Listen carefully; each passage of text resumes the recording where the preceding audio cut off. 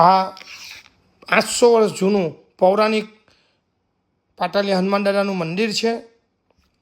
કહેવાય છે કે મહંત નિર્મલદાસજી મહારાજની અથંગ તપસ્યા અને હવનને કારણે અહીં પાતાલમાંથી સ્વયંભૂ હનુમાન દાદા પ્રગટ થયા, એટલે એ પાટાલિયા હનુમાન કહેવાયા.